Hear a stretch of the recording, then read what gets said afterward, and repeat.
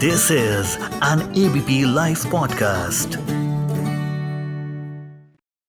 तो बच्चा लगा और जब उसने देखा मैं दिखाई उसे कि अरे वो तो खुश हो गया होगा वो बिल्कुल। इतना खुश और भी खुश हुए कि अरे वो वाह कमाल कर दिया ये तो उससे मैंने ये लिखे जाती हैं कभी कभी ट्रैफिक पुलिस वाले पूछ लेते हैं मैंने मीडिया वाले जी। कि ये मैडम कर रही हैं आपके पुलिस वाले कहाँ और पूछना भी चाहिए, पूछना भी चाहिए। होता है अक्सर हो जाता है कई बार आ जाता है जी। एसपी ट्रैफिक का फोन अभी लड़के कर रहे थे काफ़ी भीड़ भाड़ थी तो वो बच्चे वहाँ लगे हुए थे और मैं फ्लाईओवर के नीचे लगी हुई थी तो किसी ने फ़ोन कर दिया कहने ट्रैफिक ज़्यादा है मंडे का दिन था कहने सर आपके ट्रैफिक वाले नहीं जबकि थे कहने आपके ट्रैफिक वाले नहीं हैं।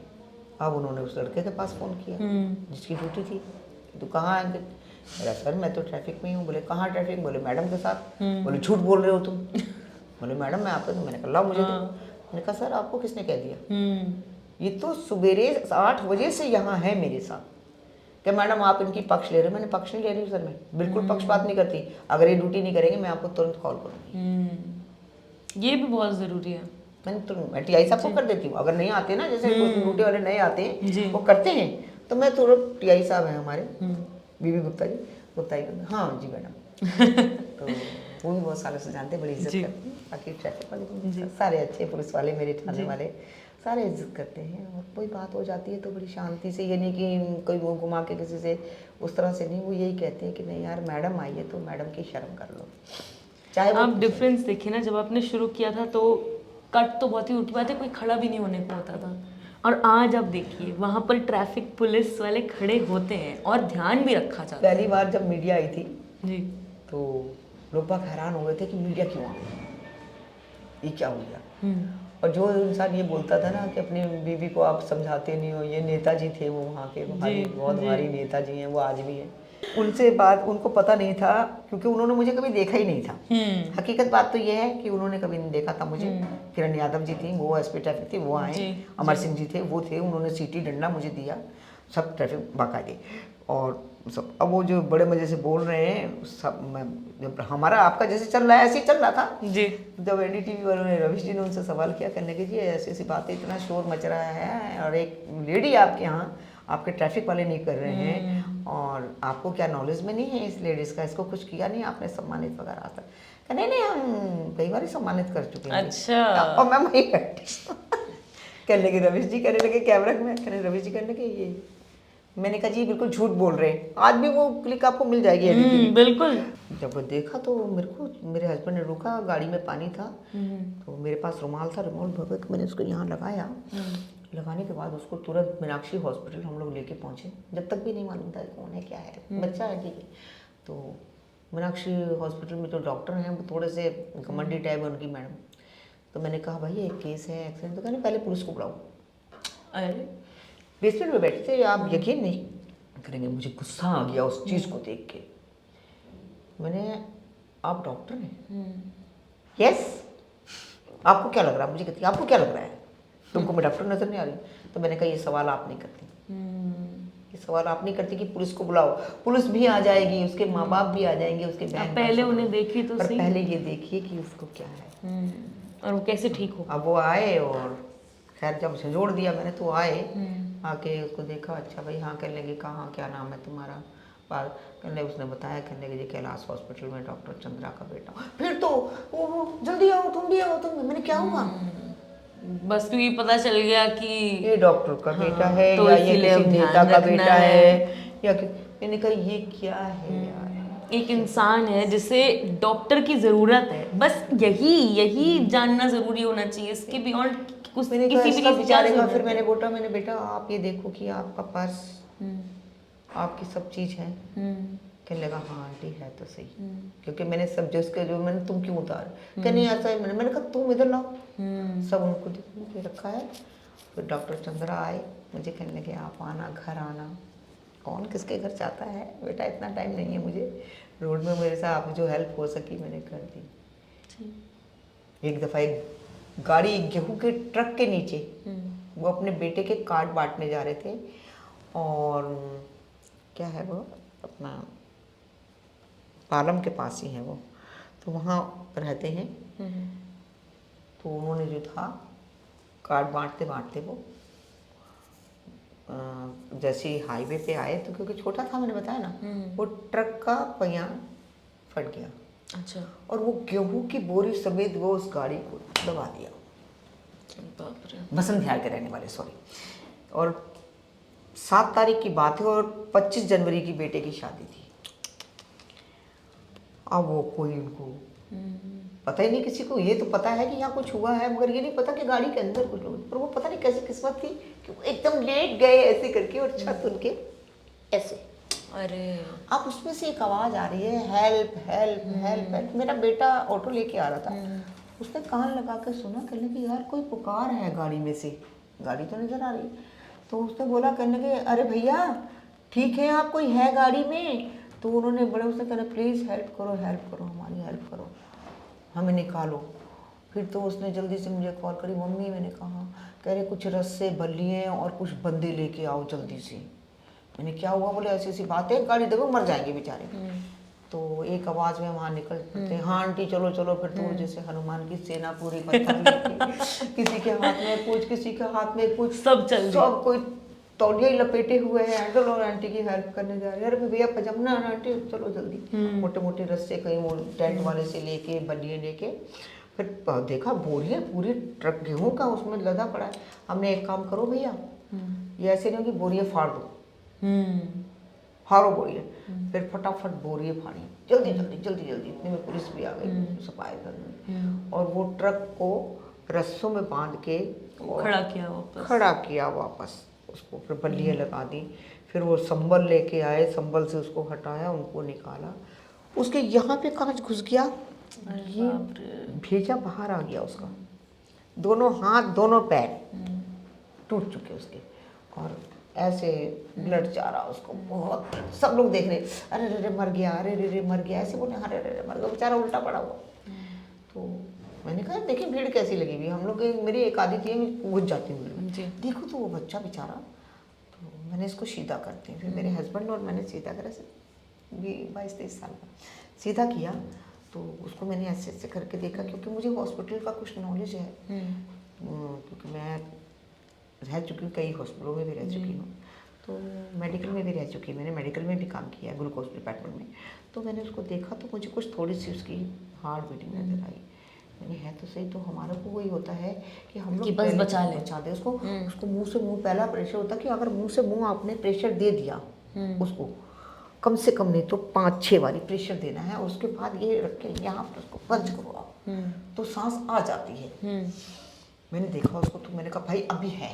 सब लोग कह रहे हैं अरे मैडम मत, अरे मैंने रुको, मैंने मुंह से मुंह मिला के उसको जो प्रेशर मारा है, और जो मैंने सांस आ गई। मैंने कहा हमारे पास तो गाड़ी नहीं थी, एक गाड़ी वाइट कलर की थी, उस पर वाइट शब्द बिछे हुए थे। तो मैंने उसको बोला, मैंने कहा भैया रुक जा, इसको कह रहा जी मैं अभी ड्राइक्लीन करा के लेके, देखिए उसकी इंसानी देखिए, मैं अभी ड्राइक्लीन करा के लेके आया हूँ, मेरी वाइट गाड़ी है और अभी मेरे सामने। मैंने बात सुन, तेरी पूरी गाड़ी की ड्राइक्लीन की कीमत क्या है, इसकी मोल दे दूँगी, खरीद लूँगी अगर तेरा मालिक कुछ बोलेगा तो। अलग ये हमारी ट्रैफिक क्वीन है जो एकदम पहुंची हुई है वहाँ पर। सब लोग देख रहे हैं वहाँ पर। अचानक ही वहाँ पर हमारे बिजली में थे, इसका नाम क्या है, बिजली विभाग में, तो वो वहाँ थे, तो वो भी गाड़ी में फंसे हुए थे। जब उन्होंने देखा यार क्या शुरू हो रहा, गाड़ी चल तो नहीं, तो उन्होंने जो देखा, वालिया साहब थे, नाम उनका वालिया साहब है, उन्होंने वहाँ देखा, कह रहे यार ये कैसे हो सकता है, गाजियाबाद से ये यहाँ आगरा मतलब नहीं, ऐसे कहना ना, मतलब नहीं, ऐसे हो गया, मतलब नहीं। तो वो बैठ गए गाड़ी में दोबारा, और ट्रैफिक जब चल गया, हमने फिर अपनी बस भी निकाल दी, उधर ट्रैफिक भी निकाल दिया। दूसरे दिन ही कुछ वीडियो शूट हुआ मेरा वहाँ पर, तो आगरा के उसमें आ गया। ट्रैफिक क्वीन पहुंच गई है आगरा में। कहने एक अजीब और अजीब कहानी, ऐसे बोला, अजीब कहानी ट्रैफिक की, कि पुलिस नहीं, पुलिस वाली नहीं है, पुलिस से कोई रिलेटिव नहीं, कुछ नहीं, पर इसने ट्रैफिक चलाया। पर कौन थी, कहाँ से आई, मालूम नहीं। ये हो गया, नाम नहीं, ट्रैफिक क्वीन थी वो हमारी। जब उन्होंने देखा, कह रहे अरे ये तो डोरिस मैडम ने मुझे फ़ोन लगाया, कहने लगे मैडम, मैंने कहा जी क्या आगरा गई थी आप? मैंने कहा गई तो थी, पर पागल खाने नहीं गई थी। आगरा शादी थी। अरे बोले ट्रैफिक चला रही थी। अरे उस ट्रैफिक में मैं भी फंसा हुआ था, पर मेरे को ये नहीं पता कि तुम ही हो या कोई दूसरी है। अरे मैंने एक बात आपको बताऊं कि दूसरी डाई बनाई नहीं, ऊपर वाले ने एक ही डाई बनाई थी, वो भी तोड़ दी कि अब दूसरी मत बनाओ, एक ही बहुत है। एक ही है, एक ही है, बहुत सबके डंडे मार के सबको सीधा कर देंगे। हाँ, होता यही है कि बड़े खुश हुए वो देखकर। तो मेरे तो ये था कि बस मेरा डंडा होना चाहिए, सीटी होनी चाहिए अपने आप अपने आप कहीं, जैसे हम जहाँ पे हमने शुरू किया था कि गाजियाबाद नहीं है सिर्फ, जहाँ जरूरत पड़े हम अपना डंडा लेकर वहीं चालू हो बिल्कुल जाते हैं। शुरू हो जाएंगे। हमारे दिल्ली पुलिस वाला भी कल मीटिंग है, मैंने आपको बताया था जैसे कि हमारी जो संस्था चल रही है, तो उस संस्था के अंदर हम लोग काम करते हैं। तो हिंदू मुस्लिम सिख ईसाई एकता कमेटी से, तो जितने भी डीसीपी नए आते हैं तो उनका मैं स्वागत करती हूँ। तो क्रॉस डे के बाकायदे जिन मेरा क्रॉस है जी, तो उनको देते हैं। अब कल भी आए हुए हैं तो उनको कल देना है।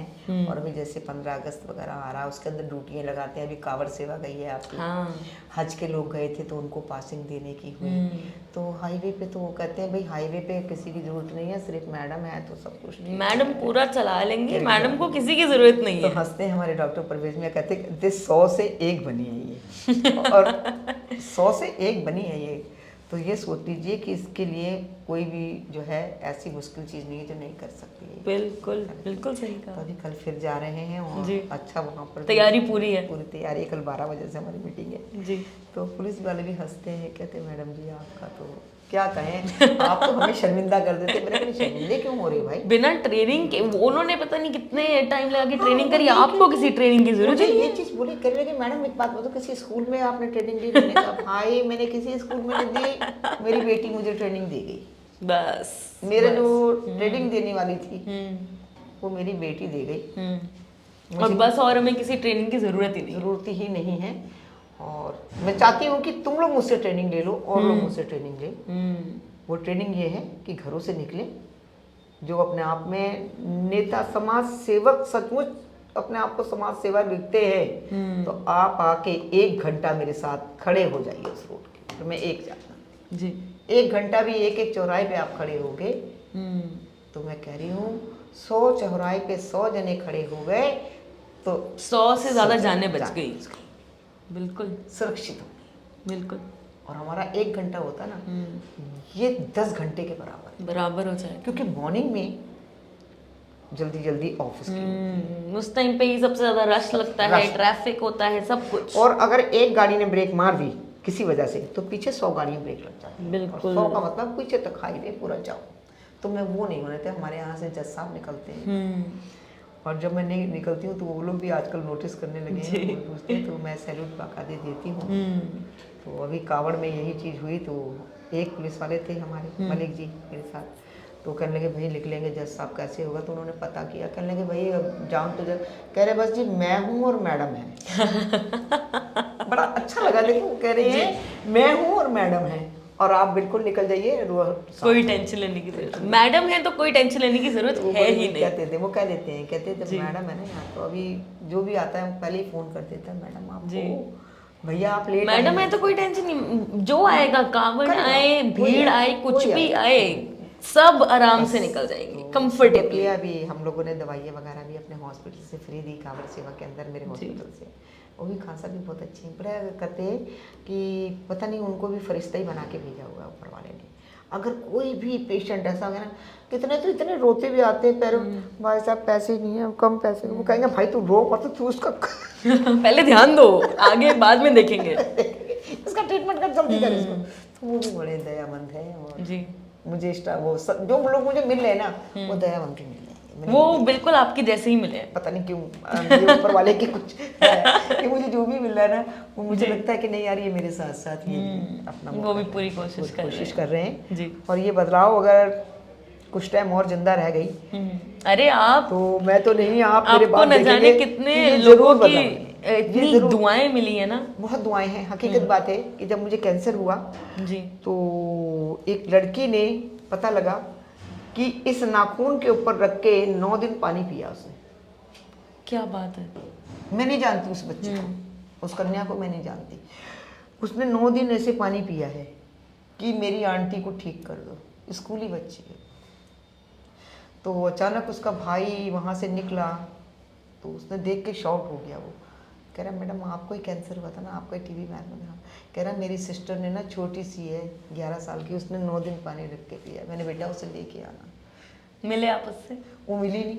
अरे अगर आप सुन रहे हैं तो उन्हें लेके जरूर आइए आंटी और के पास। मैं यही सोचती हूँ कि भाई जब वो खोड़ा में है तो एक बारी मुझसे जरूर मिले बच्चे। जरूर। उसको मैं वो अपनी बेटी की तरह ही चाहूँगी कि वो बेटी समझो जो गई है, शायद वही बेटी ना हो उसमें आत्मा। क्या पता, बिल्कुल हो सकता है, बिल्कुल हो सकता लोगों ने मितरंजन जाप रखा, किसी ने चांदी के नारियल बहाए, क्यों किसी ने चादरें निजामुद्दीन पे चढ़ाई। मैंने तो क्या दिया यार तुम लोगों को, पर तुम लोगों ने मेरे लिए इतनी ज़िंदगी मांगी, तो इसलिए ऊपर वाले से एक ही चीज़ है कि ये ज़िंदगी किसी के काम आ सके, तो खुदा मुझे हिम्मत और ताकत दे। बिल्कुल। सुबह उठ के मेरी एक ही दुआ रहती, खुदा बाप अगर मुझसे आज कोई गलती हो जाए, किसी के लिए कोई बुरा निकल जाए तो मुझे माफ़ करना, इंसान हूँ, कर देती हूँ।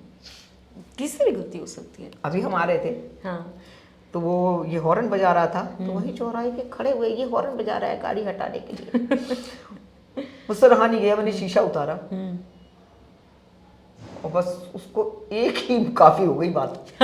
एक नजर बहुत है। एक नज़र काफ़ी। और मैंने कल से तुझे मैं बताऊंगी कि चौराहे में खड़े कैसे होते हैं। अभी तो मैं लेट हो रही हूँ, डंडा भी नहीं था मेरे पास, नहीं उसकी लाइटें गई थी।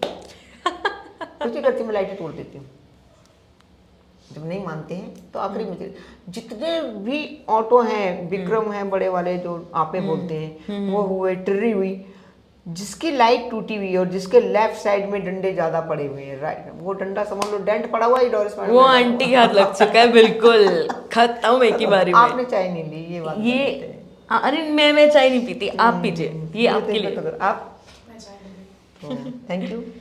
आप जब लंदन गई थी यहाँ से, तो वो कैसा एक्सपीरियंस था?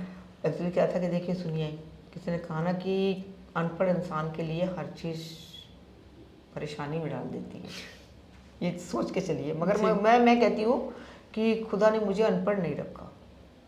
आज मैं बाइबल भी पढ़ती हूँ, बातें भी करती हूँ, हर चीज़। इतनी अच्छी बातें करती है, हम इतनी देर से बातें कर रहे हैं और मतलब हर चीज़, मतलब मेरी मतलब मैं ही एकदम वो हो गई हूँ कि मेरे को बस आपको सुनते रहना है। मुझे इतना अच्छा लग रहा है आपसे बात करके। पर जिस वक्त एयरपोर्ट पे गई मैं, जी, क्योंकि लाइफ में पहला टाइम था और मेरे कोई घर वाले जितने दूर से दूर तक है, चाहे मेरे ससुराल में हो या मेरे मायके में हो, कोई जहाज़ में नहीं गए। पहली बार मैंने अपने बच्चों को भी, मेरी वजह से मेरे बच्चे भी इसका नाम के बैठ गए, क्योंकि ऐसा था कि जब NDTV वाले रविश जी ने एक मुहिम छेड़ी थी, जैसे आपने ये छेड़ी ना, उन्होंने भी एक छेड़ी थी मुहिम। तो उन्होंने कहा कि ऐसे लोगों को हम जो है जहाज़ में घुमाएंगे। तो मेरे पूरे परिवार को, मेरे पोते को, नाती को, सबको उन्होंने भला घुमाया तो आकाश में ही। जी, तो जी। जयपुर तक गए थे, वो उसको लेके जहाज को, फिर जयपुर से हम लोग वापस। क्या बात है। तो मेरा परिवार जहाज में बैठा भी और पूरे मजे लेके लिए। पर जिस वक्त मुझे लंदन जाना पड़ गया, मैं अकेली थी, तो मेरा पासपोर्ट भी नहीं था। तो हमारे एक पुलिस वाले मेरे भाई बने हैं, अवधेश जी, अभी वो आगरा में है, तो वो हमारे थाना अध्यक्ष थे। तो वो भी दीदी बोलते हैं मुझे। तो कहने लगे क्या हो, मैंने जी मेरे पास तो मेरा ऐसे ऐसे ऑफर आया मेरे पास। तो मैंने कहा, तो कह रहे फिक्र क्यों कर रहे हो। पूरी ID उन्होंने अपनी लगा दी, सारी चीज़ें लगा दी और लेटर लगा दिया। 10 दिन के अंदर मेरा पासपोर्ट तैयार करा दिया, पैसा भी लगाया। क्या बात है। पैसा भी खुद लगाया, जो भी लगा 7-8 जो भी लगा उन्होंने लगाया। पुलिस वेरिफिकेशन नहीं करने लगे, लाओ। अरे उनको क्या टेंशन है, वो तो खुद ही हो गया पास। देखिए अब हो गया। जब लंदन जाने लगे तो अब एयरपोर्ट के अंदर जैसे अब आपके यहाँ से एंट्री करी है, तो सोच रही हूँ कि मैं जाऊँगी कहाँ, क्योंकि वो तो वहीं तक छोड़ दिया उन्होंने। अब आगे कैसे जाऊँगी, बुकिंग कैसे देखूँगी, क्या होगा। फिर टिकट पे नंबर देखा, उस जगह गए काउंटर पे। और काउंटर पे एक फार्म भरा जाता है, कार्ड होता है, वो कार्ड देते हैं, आप कब पैदा हुए, कौन से सन में कहाँ हुए, वो सब भरा जाता है। मैं तो कह रही हूँ आपको किसी की जरूरत है ही नहीं, आप अपने आप में एकदम परफेक्ट हो। मैं हकीकत बात बता रही हूँ आपको कि मेरे साथ साथ यकीन मानिए कि मेरा खुदा मेरे साथ रहता है, हर पल रहता है वो, और मुझे बड़ी सहन शक्ति देता है। जब मेरे कभी बहुत ज़्यादा आंसू बहने लगते हैं ना, तो एक मन में एकदम वो खुद शांति देता है मुझे कि नहीं तू अब शांत हो जा। ऐसे होता है कि जैसे अब बाप नहीं डांटता है या मन चुप कि बस अब और नहीं और नहीं अब और रोना। नहीं, चुप रहो बहुत हो गई। तो वो मेरा दिल अपना अब हिम्मत रखो। अब हिम्मत रखो, अगर हिम्मत तोड़ दी तो सब टूट जाएंगे। फिर मेरे को पीछे कर कि सब टूट जाएंगे, अभी सब जुड़े हुए हैं। कभी कभी मैं बहुत खिसिया जाती हूँ, बहुत गुस्सा आ जाता है, वैसे तो नहीं आता मतलब कभी कभी कभी सबके साथ होता है कि कभी ना कभी एक दिन ऐसा होता है कि बस तो मैं क्या करूँ, मैं फिर अपने घर वालों से भी कि एक चीज़ मुझे गुस्सा आता है, जब ज़्यादा ही गुस्सा आता है, मैंने जिस दिन मैं मर गई ना उस दिन तुम सबको पता लग जाएगा। हर माँ ने घर में ये डायलॉग तो बोला ही बोला है। तुमको सबको पता लग जाएगा, तुम दिया भी नहीं जला पाओगे, ये ध्यान रख लेना। मेरा एक रूटीन है बेटा सवेरे उठने का। तबीयत मेरी ठीक है तो मैं 4 बजे 5 बजे, मेरे हस्बैंड भी 3 बजे 2 बजे, हम लोग की आंखें खुल जाती है, हम लोग प्रे करते हैं उठ के जी। तो वो भी बैठ जाते हैं। उनको चाय की आदत ज़्यादा है, तो उन्हें चाहे 2 बज रहा है 2:30 बज रहा है चाहिए। उनको चाय चाहिए। तो खैर कोई बात नहीं, अब तो नहीं जगाते हैं, अब तो 4 बजे या 5 बजे थोड़ा सा कहते हैं अरे भाई उठ जाओ चाय दे दो, ऐसे बोलेंगे उठ जाओ चाय दे दो, अच्छा भाई ठीक है दे रहे हैं। तो हम लोग उठ के प्रे वगैरह करते हैं। मेरे नीचे के 2 रूम हैं, अपने रूमों को, अपने लैट्रिन बाथरूम को, अपना सारी चीज़ों को, जबकि बहू है जी। मैं तुम ऊपर ही साफ करो, मेरे नीचे साफ करने की जरूरत नहीं है। मैं अपने बेड की चादरें खुद उतारना, अपने कपड़े खुद धोने। तो मेरी गैलरी बाहर की सड़क जो है मेरे घर, क्योंकि सामने एक स्कूल है 400 गज के अंदर, तो 400 गज में कोई दरवाजा तो खुलेगा नहीं। हाँ। स्कूल का दरवाजा उधर से है, तो वो सारी समझो मेरी है प्रॉपर्टी। तो पर ये सफाई करनी भी तो मेरी काम है ना। बिल्कुल। सवेरे उठ के पाइप लेके मैं सारी धुलाई करती हूँ, दूर से दूर। तो सब लोग कहते हैं मैडम कोई सो के भी नहीं उठता, तुम तो धुलाई वगैरह सफाई सब कर करा के खत्म। और एक रूटीन है कि इतने बजे से इतने बजे तक मेरा ये हो जाएगा। मैं टीवी लगा दूंगी, प्रे सुनती रहूंगी, शुभ संदेश होता है दोनों मियाँ भी सुनी, या फिर अपना इसमें गाने लगा देती हूँ, भजन लगा देती हूँ, वो सुनती रहती हूँ, काम करती रहती हूँ। पर 7 बजे से पहले ये काम करने के सब बाद खत्म करके ताकि 7 बजे आप रेडी होके 7:30 बजे घर से मैं निकल जाती हूँ पैदल 7:45 बजे मैं अपने पॉइंट पे पहुँच जाती हूँ, पैदल ही पैदल जी। फिर उसके बाद 10 साढ़े 10 बजे वहाँ से आके 10:30 क्योंकि निकल जाते हैं जज साहब को निकाल के रोड खाली करा के, फिर आती हूँ, फिर थोड़ा सा फ्रेश होती हूँ, फिर नाश्ता बना है ठीक है, नहीं बना तो फिर दोबारा अपने सीधे हॉस्पिटल डंडा उठा के सारा दिन मैं अपनी लाइफ को बिजी रखती हूँ। बिल्कुल। रात को ही सोने को मुझे मिलता है, कभी होता है जो दिन में थोड़ा सा टाइम मिल गया तो रेस्ट कर लिया। तो मैंने एक चीज़ बड़ी अलग सी है कि घर वाले भी मेरे ही पीछे चलते हैं। हाँ। और जो मेरे हॉस्पिटल वाले हैं ना वो भी आपके ही पीछे चलने लगे। अभी आप देखेंगे इसमें बहुत सारी कॉलें आई हुई हैं। वहाँ पर एक सुई गिर जाएगी, कुछ भी हो जाएगा तो डोरिस आंटी को कॉल करना। और मेरी बेटी को सिस्टर कह रही थी, नर्स कह रही अगर डोरिस आंटी ना हो ना तो इनके छक्के छूट जाएं। मेरी बेटी कह रही थी आज करीब मैं गई हुई थी क्योंकि पार्लर है ना उसका। पियो ना प्लीज, तो कहने लगी मम्मी लाइए मैं थोड़ा सा आपको रेडी कर दूँ। मैंने बेटा ध्यान देखने लगी नहीं आपको रेडी करना अच्छा लगेगा मुझे। अच्छा ठीक है। तो बाद में बताई थी, कहने लगी उनको फ़ोन आ रहा था। हाँ। तो कुछ नहीं हुआ, तो कहने लगे जी ऐसी ऐसी बात हो गई यहाँ पर। तो मैंने आपको पहले ही बोल दिया था कि आज मैं नहीं आऊँगी। फिर आप मुझे फ़ोन कर रहे हो। कितने लोग तो मैं कहती हूँ सिर्फ आपके साथ ही चल रहे हैं, बस साथ चल रहे हैं, वाकई साथ चल रहे हैं, और उनको साथ चलना अच्छा लगता है। वो लोग कहते हैं आपकी वजह से कितनी चीजें चल रही हैं। मुझे अच्छा लगता है, हम आपके साथ चलते हैं, बहुत अच्छा लगता है मैडम। और आप अपने दिल से पूरी दुनिया के लिए काम कर रही हैं, इसके लिए आप सबको सल्यूट करते हैं ना। मैं आपको सल्यूट करती हूँ क्योंकि आप डिजर्व करती हैं। यहाँ पर सब आपको सल्यूट करें जितना जैसे आप काम कर रही हैं। अब यही है कि एक ही तमन्ना रह गई, वो बच्ची बड़ी हो जाए इसी तरह उसको। अरे वो बच्ची बड़ी होगी और वो आपकी मतलब आपकी हिम्मत से ही होगी। नहीं बस उसका ही रह गया थोड़ा सा,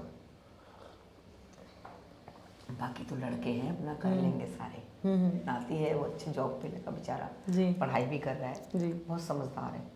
एक थोड़ा सा बेवकूफ़ है वो डांस में। उसको डांस का उसको मैंने भी घर से निकाला हुआ है। अरे मुझसे हाँ मैंने 6-7 दिन का पाला है वो। पाल पोस को उसको बड़ा किया, पढ़ाया 11वीं 12वीं तक पढ़ाया, पढ़ाई में भी मन नहीं लगा। वो पता नहीं कब डांसिंग लाइन में निकल गया। अच्छा चल कोई बात नहीं वो लाइनें, मगर अपने भविष्य के लिए भी तो सोच, तेरे को क्या करना है, बैकअप एक हमेशा होना होना चाहिए। चाहिए। नहीं उसको नहीं सोचना है। कहीं जॉब करेगा, महीने के बाद उसको सैलरी नहीं मिलती, मुझे गुस्सा आ गया। मैंने अब तो अपने कपड़े उठा, जिस दिन आदमी बन जाएगा ना उस दिन मेरे को आके शक्ल दिखाना है।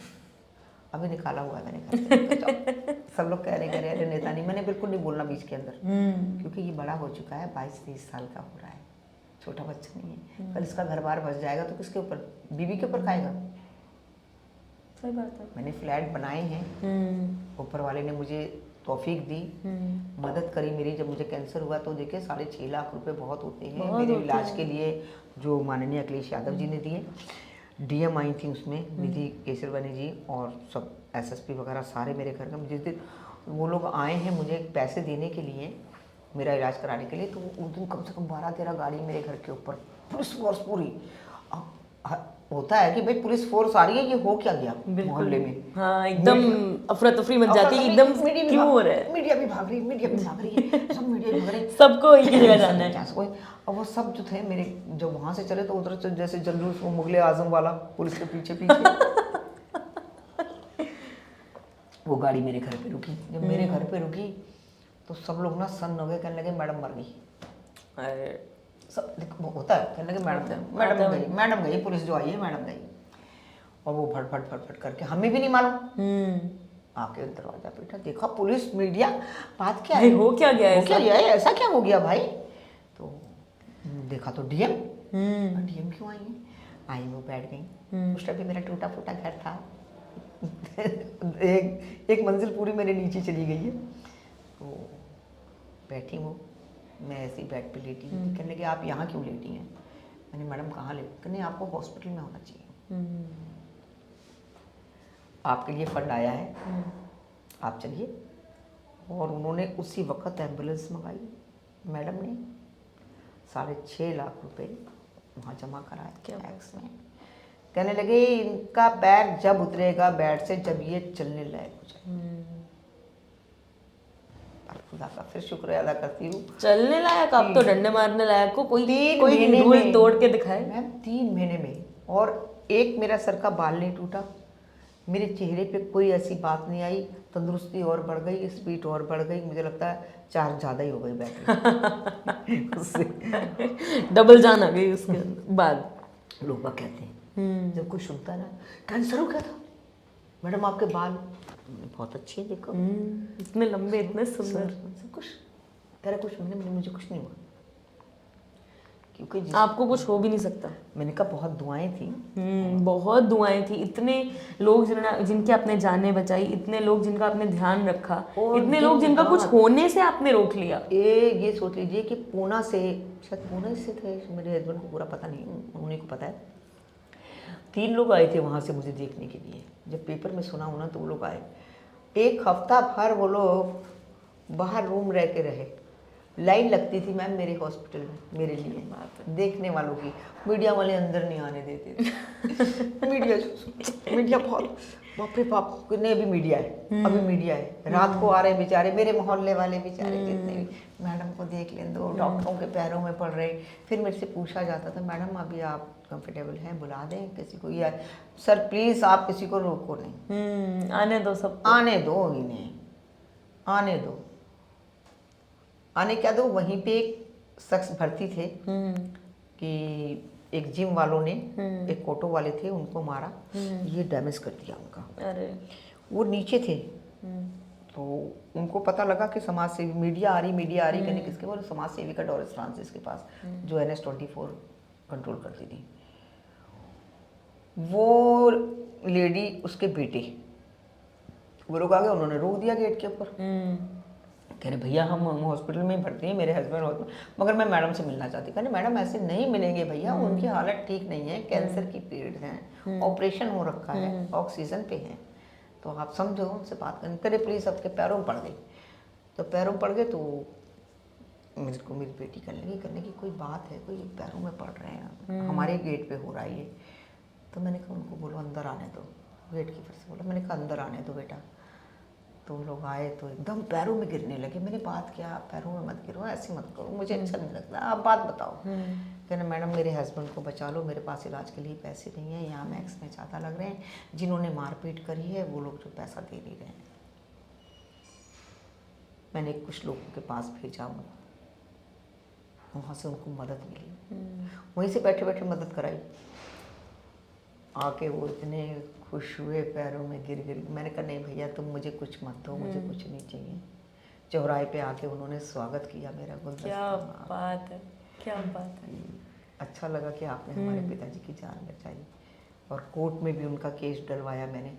कोर्ट के ऊपर मैंने कहा एक चीज़ करना कि इनको ऐसे चला के मतलब स्ट्रेचर पे लेके जाना, एम्बुलेंस लेके जाना, कोर्ट में जज के पास स्ट्रेचर पे इसको पेश करना, बिल्कुल नहीं चला के लेके जाना। उन्होंने वही किया, जाकर उसको पेश किया।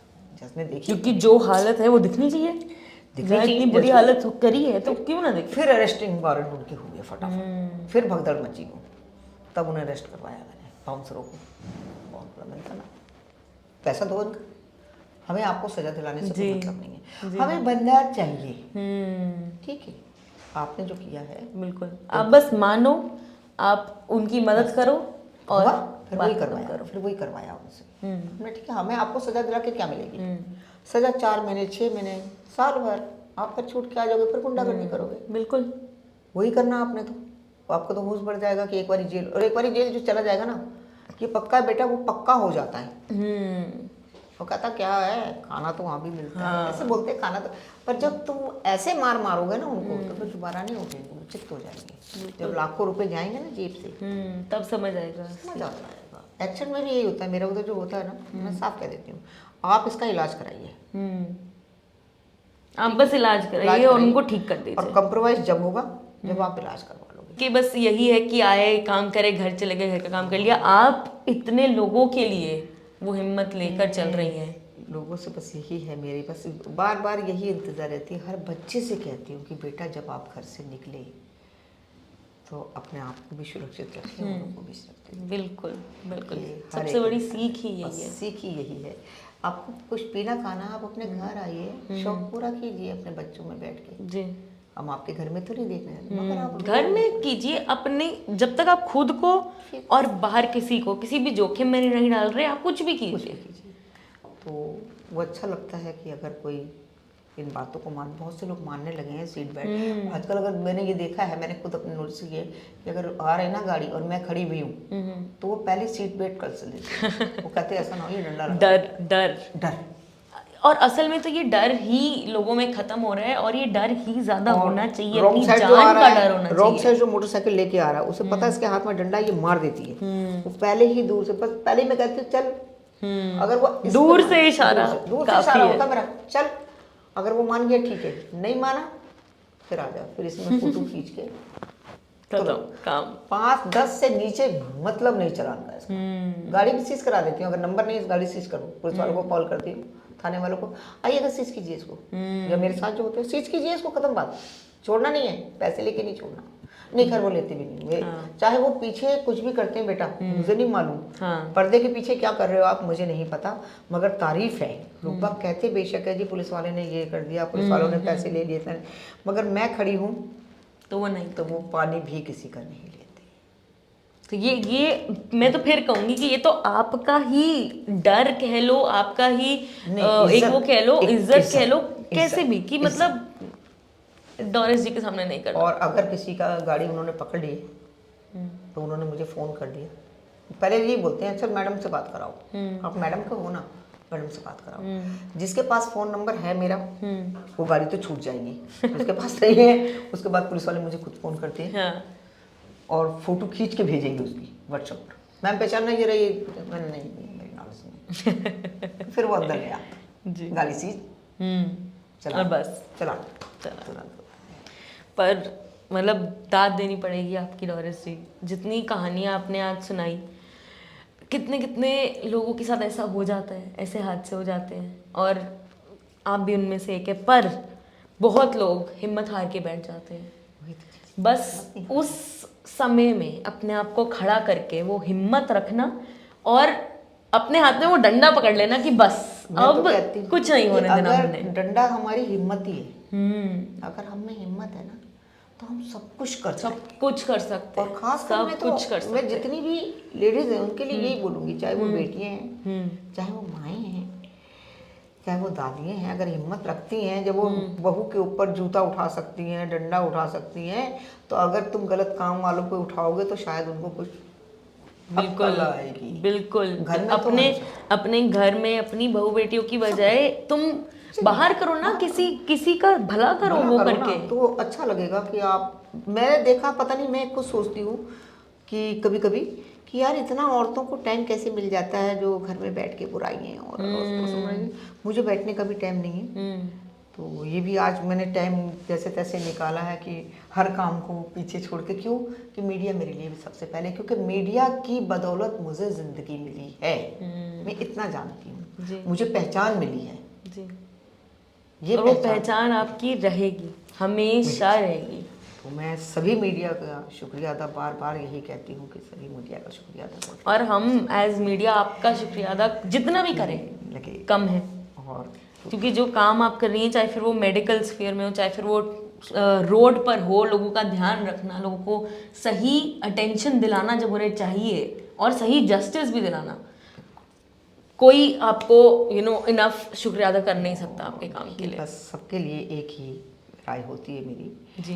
कि आप लोग अगर किसी का अच्छा नहीं कर सकते ना, किसी का बुरा भी मत तो कीजिए। मत कीजिए आप, क्योंकि बुराई बहुत जल्दी आगे बढ़ती है और अच्छाई थोड़ी धीरे धीरे बढ़ती है। जैसे अब पर आपको देखिए, आप कहाँ, आपको तो रोकने वाला कोई नहीं है यहाँ मैं पर। बताती रही हूँ कि देखिए, बचपन से जो औरत ने दुख उठाया, कोई पहचान नहीं थी मेरी। क्या पहचान थी मेरी? एक घरेलू औरत, एक मैड, यही पहचान थी, और तो कोई पहचान नहीं थी। पर आज कहाँ से कहाँ, क्योंकि मुझे शर्म नहीं आती बताते हुए। लोग बाग अपना पीछे का जो छुपाते हैं ना करियर, मुझे शर्म नहीं आती बोलने में, क्योंकि मुझे ठोकर लगी है। और उस ठोकर ने ही आपको वो हिम्मत दी है हिम्मत कि दी है। आज आप यहाँ तक पहुँची हैं। कि अगर मैं फिर अपने मॉम डैड का शुक्रिया अदा करूँगी कि अगर हमारी मॉम हमको छोड़ के नहीं जाती तो शायद आज हमें इतना मजबूत पत्थर जो बनी हूँ मैं वो नहीं बन पाती, या हमारे पापा हमें मारे नहीं देते, आज वो नहीं हैं, वो अच्छी जगह, हम बुरी जगह हैं, तो शायद वो नसीहत जो उन्होंने दी मुझे बचपन में, जो दर्द सहने का मुझे शक्ति हिम्मत दी, वो उनकी मार में जो था ना, वो ये दर्द ही था, ये दर्द ही था। कोई भी बात आ जाए, आज यकीन मानना कि बेटे का भी काम नहीं है बिल्कुल भी। वो ऑटो चलाता था, लॉकडाउन में ऑटो ख़त्म हो गया, बंद हो गया, तो उसके बाद से फिर वो ऑटो भी हम लोगों ने बेच दिया। अब वो सेल परचेज गाड़ियों का काम करता है, कभी है 3 महीने 4 महीने में, कभी नहीं है। उसके भी 2 बच्चे हैं, वाइफ है, मेरे हस्बैंड हैं, नाती है, पोते हैं, सब हैं। और इस वक्त सिर्फ एक मैं ही दीवार हूँ, खड़ी हूँ, जो खड़ी हूँ। और जिस दिन मैं यही सोचती हूँ कि अगर मैं ढह गई ना तो इनका क्या हुआ। मेरे आदमी की ना, हस्बैंड की एक बच्चों वाली आदत है, उन्हें अगर कोई चीज़ खानी है ना तो उन्होंने खानी है, कि जिद है, खाना नहीं खाऊंगा मुझे तो ये बड़ी आफत है। तो अब उनको तो नहीं कह सकती ना कि नहीं ला सकते, चाहे मुझे कहीं से भी लाना पड़ता है, फिर दिमाग दौड़ाती हूँ कि अब क्या जुगाड़ किया जा क्या जुगाड़ किया जाए, कहाँ से ये चीज़ मिलेगी, किसके पास से मिलेगी, फिर मैं उसी के पास जाती हूँ। और मेरे वैसे मेरे मोहल्ले में जितने भी राशन वाले हैं, मेरे दुकान वाले हैं, सब लोग बड़ा वो करते हैं। और कहीं से अगर मुझे 20, 25, 30 हज़ार का भी राशन चाहिए होता है ना, तो मेरे घर में पहुँचाते हैं। उन्हें पता है मैडम, आपके साथ तो आपकी अपनी आर्मी चल रही है। आर्मी चल रही है, हमारा बनिया बहुत अच्छा है। कभी कभी ऐसा हो गया है जी कि अभी बीच में थोड़ा सा मेरा मायूस सा, वो मेरा चेहरा पड़ता है, देखिए वो नहीं सुन रहा, उसका खुदा सुन रहा है, तो मुझे बोला, कह रहे हैं बहन जी क्या बात है, आपका चेहरा बड़ा सुस्त लग रहा है। मैंने कुछ नहीं, बीमार है। मैंने कहा नहीं। कह रहे कुछ तो बात है, आप छुपा रही हैं, आपकी आंखें कुछ छुपा रही हैं आज। राशन पानी घर में है? हाँ भैया है, ऐसे बोला है ना। अच्छा कोई बात नहीं। दूसरे दिन मैं दूध लेने गई तो उसने सारा राशन मेरा घर पहुंचा, क्या बात है। बोले जरा बेटे को थैला लेके भेजो। बेटे को थैला लेके क्यों? कहा भेजिए तो सही। जो चीज़ मैं ले जाती हूँ मैम, 2-2 चीज़ें, बेटा उसने 2-2 चीज़ें भी उसमें, अगर मैं 1 किलो लेके जाए उसमें 2 किलो भरी हुई है, और बिल भी नहीं दिया, बिल नहीं दिया कि कितने का बन गया। जब देखूं तो बेटा कह रहा मम्मी, मैंने कहा उसने तो राशन तोल कर, आपने मुझे बताया नहीं कि राशन तोल कर, उन्होंने मुझे पता ही नहीं बेटा। पता ही नहीं था। तो मैंने कहा बॉबी भैया आपने ये क्या किया? कह रहा बहन जी बस चुप रहना, आप मुझे भैया बोलते हैं ना, चुप रहना, पैसे आ जाएंगे। मैंने अगर मैं मर गई तो कह रहा भाई ये पैसा भूल जाऊंगा, ऊपर से 1 साल का राशन और डलवा दूंगा। क्या ये कितनी बड़ी बात है। तो मेरा दिल बहुत खुश होता है इस जगह देख के कि यार मेरे साथ। अब देखिए ना, वही है कि अच्छे काम का रिवॉर्ड अच्छे काम से ही मिलता है। आपने अच्छा काम, कितने न जाने कितने अच्छे काम कर दिए आपने पिछले इतने सालों में, और बस भगवान ने आपके साथ अच्छे लोग ही रखे जो आपकी मदद करने को 24 घंटे तैयार है। हर चीज़ बस यही है। पर मैम आज आपसे मिलके, आपसे बात करके, मतलब मैं फिर से वही बात कहूँगी कि मैंने आज तक आपके जैसा कोई नहीं देखा, मैं आज तक आपके जैसे किसी से नहीं मिली, और मैं ये भी चाहूँगी कि ऐसा आखिरी बार ना हो, कि मैं आपकी जैसे और बहुत सी ऐसी औरतों से मिलूं जिन्होंने कुछ चेंज किया है, लोगों के लिए बेटर किया है, और आपकी जैसी बहुत सारी डोरिस फ्रांसिस और बने। मैं तो चाहती हूँ कि हर घर में डोरिस फ्रांसिस हो। जी, हर घर में डोरिस फ्रांसिस हो। पहले तो मैं आपको एक बारी और गले से लगाना चाहूँगी। आपके जैसे ही लोग और बने, और आप एक बहुत बहुत बड़ी इंस्पिरेशन है, बहुत बड़ी मिसाल है, और मेरे पास शब्द नहीं है। मैं सच बोलूँ तो मेरे को समझ नहीं आ रहा कि मैं क्या ही बोलूँ इस एपिसोड के अंत में। बस मैं भी यही चाहूँगी कि आपको आशीर्वाद दे के जा रही हूँ, आपके चैनल को आशीर्वाद दे के जा रही हूँ कि प्रभु उस चैनल को इतना बढ़ाना कि जब ये लोग सुने तो इनके पास 1 डॉरिस नहीं, यहाँ 10 डॉरिस बैठी, बस 100 डॉरिस बैठी। बस हमें यही चाहिए, बिल्कुल। और आप एक परफेक्ट एग्जाम्पल हैं कि औरतों को कैसा होना चाहिए, कितनी हिम्मत, कितनी विल पावर, क्योंकि हम सबके अंदर है। जितनी हिम्मत आप में है वो हर उस औरत में बाहर है, बस उन्हें वो निकाल के लेके आनी है, और सब बदल जाएगा। सब बदल जाएगा, सब लोग अपना अपना अच्छा रहेगा। बिल्कुल, मेरा भारत महान। बिल्कुल। और फिर ये कहूँगी जय भारत। सुनते रहिए हमारे साथ ladies first on ABP live podcast. मैं फिर से वही बात कहूँगी कि मैंने आज तक आपके जैसा कोई नहीं देखा, मैं आज तक आपके जैसे किसी से नहीं मिली, और मैं ये भी चाहूँगी कि ऐसा आखिरी बार ना हो, कि मैं आपकी जैसे और बहुत सी ऐसी औरतों से मिलूं जिन्होंने कुछ चेंज किया है, लोगों के लिए बेटर किया है, और आपकी जैसी बहुत सारी डोरिस फ्रांसिस और बने। मैं तो चाहती हूँ कि हर घर में डोरिस फ्रांसिस हो। जी, हर घर में डोरिस फ्रांसिस हो। पहले तो मैं आपको एक बारी और गले से लगाना चाहूँगी। आपके जैसे ही लोग और बने, और आप एक बहुत बहुत बड़ी इंस्पिरेशन है, बहुत बड़ी मिसाल है, और मेरे पास शब्द नहीं है। मैं सच बोलूँ तो मेरे को समझ नहीं आ रहा कि मैं क्या ही बोलूँ इस एपिसोड के अंत में। बस मैं भी यही चाहूँगी कि आपको आशीर्वाद दे के जा रही हूँ, आपके चैनल को आशीर्वाद दे के जा रही हूँ कि प्रभु उस चैनल को इतना बढ़ाना कि जब ये लोग सुने तो इनके पास 1 डॉरिस नहीं, यहाँ 10 डॉरिस बैठी, बस 100 डॉरिस बैठी। बस हमें यही चाहिए, बिल्कुल।